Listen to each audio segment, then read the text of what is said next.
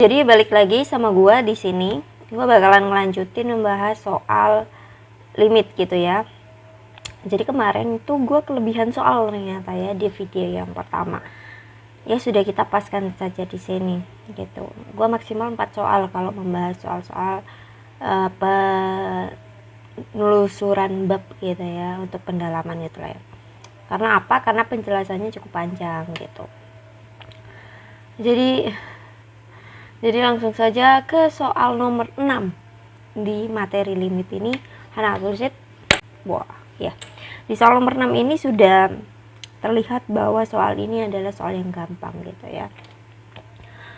Sebenarnya gue nggak mau nulis lagi karena di part 1 udah gue tuliskan. Tapi konsep di sini kita memakai rumus praktis untuk soal kuadrat. Nah, di situ kan nggak ada kuadrat gitu. Ada pula yang masih bilang kayak begitu, di situ nggak ada kuadrat. Ada. Bentar.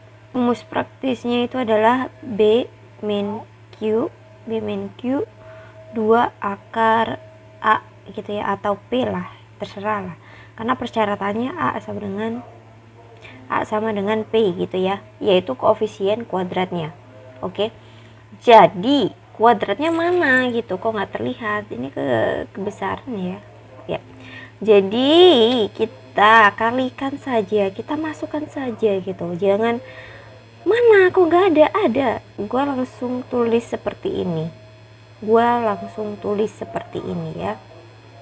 Lalu di sini ada x kuadrat plus x. Nah, kenapa bisa seperti itu? Kenapa gua langsung bisa kok ini kuadrat ini loh, perkalian ini loh? Nggak ada lah, ini susah-susahnya nggak ada loh ya. Seperti itu. Jadi kita langsung saja menggunakan rumus praktis gitu. Lu mau buktikan silakan kalau memang waktu lu banyak gitu ya. Dan ini juga sudah gue buktikan di video yang lalu gitu ya kan. Jadi mari kita berpraktis ria ya. Jadi B min Q yaitu 2 min 1 lalu 2 dikali akar 1 seperti ini. 1 per 2. Sudah. Kita mengerjakan soal limit yang digadang-gadang itu menghabiskan banyak waktu, tapi menggunakan rumus praktis. Ini rumus praktis ini bukan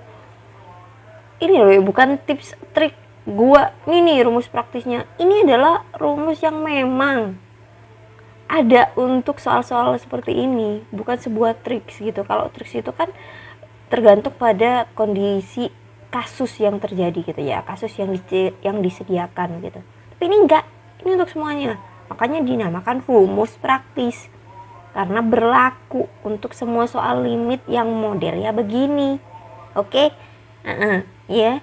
Nomor 7. Di nomor 7 ini, bisa kalian rumus praktis bisa.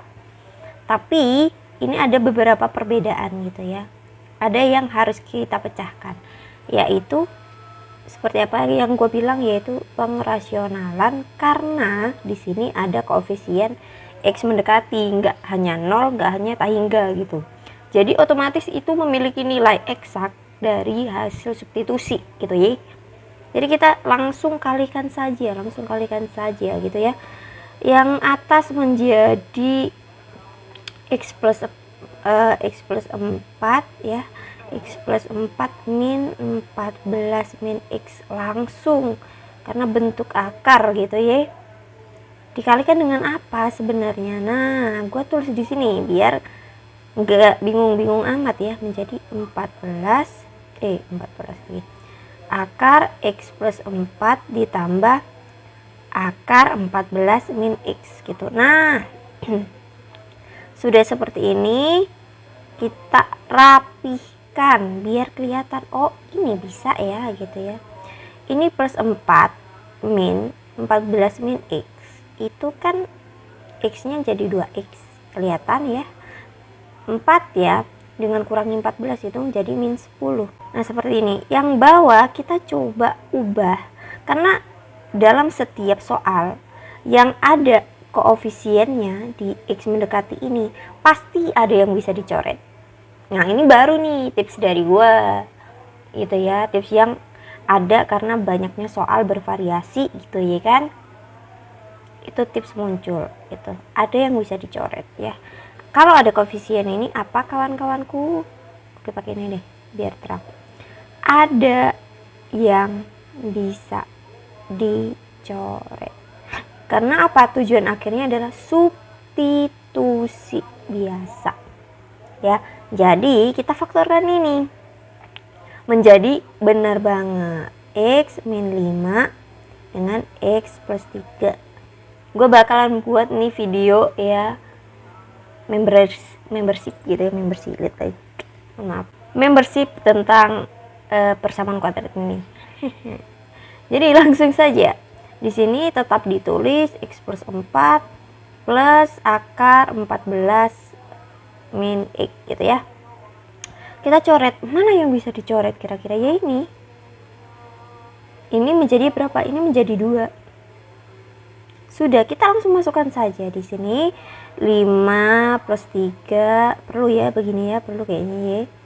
5 plus 4 itu 9 ditambah dengan 14 min 5 itu juga 9. 3 tambah 3 9 dengan 8 ya. 6, 8 kali 6, sorry. Ini 3 tambah 3 9, 3 tambah 3 9, 3 tambah 3 6. Kalau gua gini aja, ngapain pusing-pusing mikirin ini ya kan. Nah 3, nah perhitungannya menjadi lebih mudah gitu ya. Nah jadi soal-soal seperti ini kelihatan, soal-soal seperti ini pasti bisa disubstitusi dengan cara ada yang dicoret. Nih yang dicoret ya, aku pakai ungu. Nah di sini proses inilah sebagai tips ya yang ditemukan dan yang dijelaskan oleh para pengajar gitu ya, para pengajar. Lanjut ke soal nomor 8. Nah soal nomor 8 ini ada kuadrat lagi, kira-kira bagaimana? Kira-kira aja dulu ya, konsepnya sama, penyamaan penyebut. Kalau gua tuliskan seperti ini, apakah masih ada pertanyaan? Ketika gue tuliskan seperti ini? Ada ya, kayaknya ada. Bisa tahu deh gue. Tapi nggak masalah. X min 3. X min 3 ini ditujukan penyamaan penyebut menjadi X kuadrat min 9. Kita butuh apa? Bener banget. X min 3 dikali dengan X plus 3. Ini hasilnya adalah X kuadrat min 9. Kok cepet banget? Sekali lagi konsepnya kita pakai ini dipakai di limit ya, banyak dipakai. A plus B A kuadrat min B kuadrat, dan ini sudah gua singgung di video sebelumnya.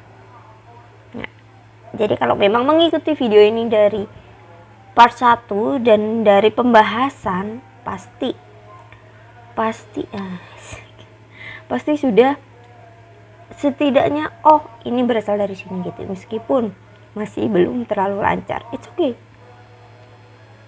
Kita rapihkan 2x plus 3 ini 6 ya, 6 min 12 berarti min 6. Iya benar sekali, 6 min 12 min 6. Astaga, belibet sekali ya. Nah terus kelanjutannya seperti apa? Seperti ini. Nah pecahlah kembali ini, karena kelihatan bisa dicoretnya menjadi seperti ini. Nah balik lagi ke sini. Nah dicoret, substitusi langsung menjadi 2. 3 plus 3 6. Jadi 1/3. Nice. Kalian menemukan 1/3 ini? 1/3 ada nggak kira-kira? Nggak ada ya.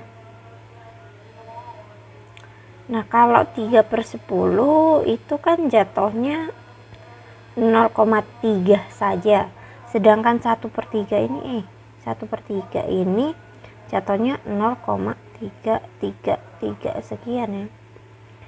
Sama sebenarnya, tapi seharusnya sudahlah gitu ya, terserah pembuat soal gitu. Yang penting kita menangkap bahwa 3/10 itu hampir mendekati atau sama dengan 1/3 gitu ya. Oke. It's okay. Nomor 9, di nomor 9 ini sama kita samakan penyebut gitu. Karena kita pakai tips. Katanya kalau mendekati 0 kita pakai rumus praktis. Bisa ketika ada koefisiennya. Di sini nggak ada koefisiennya, masalahnya ada 2 variabel. Gitu ya kan? Jadi, apa yang bisa kita lihat di sini? Kita penyamaan penyebut seperti biasa gitu ya. Penyamaan penyebutnya itu C mendekati 0.